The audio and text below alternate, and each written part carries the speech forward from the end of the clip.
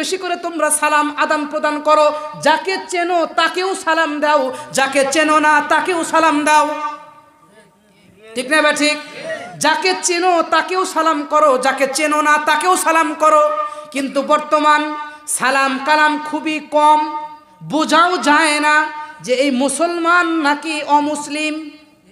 ঠিক না ঠিক? এখন দেখবেন হিন্দু ঠাকুরেরাও দাঁড়িয়ে রাখছে। এই কথা বলেন না কেন? ভারতের প্রেসিডেন্ট নরেন্দ্র মোদী দাঁড়িয়ে আছে না নাই? সেই দাঁড়িয়ে। এই মুসলমান, তোমার তো লজ্জা হওয়া উচিত ছিল। একজন বিধর্মী দাঁড়িয়ে রাখতে পারে, তুমি মুহাম্মাদের আশিক হওয়া, নবীর আশিক দাবিদার হয়ে নবীজির জলিলুল কদর সুন্নাত দাঁড়িয়ে রাখতে পারো না, লজ্জায় মরে যাওয়ার কথা। ঠিক না ঠিক? নবীর আশিক দাবি করো, আশিক রাসূল হিসাবে দাবি করো। লজ্জা থাকার কথা ছিল, লজ্জা থাকা দরকার ছিল।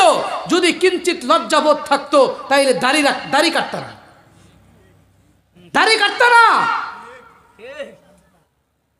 কাকে সালাম দিবেন বোঝাই যায় না।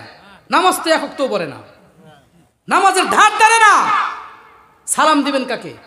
ওই লোকই এসে বলে ইমাম সাহেব সালাম দেয় না, অথচ গেছে গত শুক্রবার আর আজকে শুক্রবার। ঠিক না ঠিক? এক শুক্রবার পার হয়ে গেছে, হিসাব করছেন? দাড়ি কত বড় সুন্নত! আল্লাহু আকবার। ইবাদত বন্দেগী যতই করেন, যাই করেন, যত বড়ই হন না কেন, যেটাই আপনি করেন, কোনো কিছু দুনিয়ার থেকে নিয়ে যাওয়ার মতন সময় সুযোগ হবে না। জোরে বলেন, ভালো লাগতেছে আলোচনা?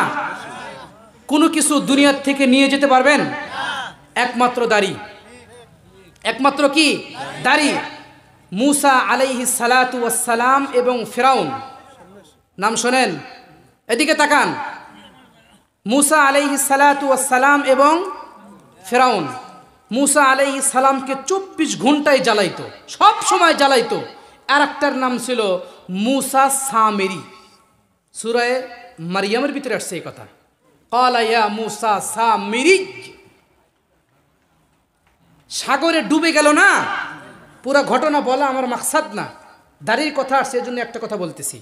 পুরা ঘটনা বলা আমার উদ্দেশ্য না। সাগরে ডুবে গেছে মুসা সামেরি।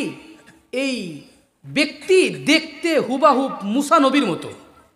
আল্লাহু আকবার। কার মতো? মুসা নবীর মতো, হুবাহুব দেখতে মুসা নবীর মতো। দাড়ি টুপি পাগড়ি সব মুসা পয়গম্বরের মতো।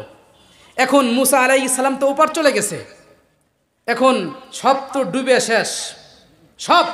কিন্তু মুসা সামেরি ওই ওপারে, মানে সাইডে বালুতে, এই নদীর সাইডে মুসা সামেরি উপর হয়ে পড়ে আছে।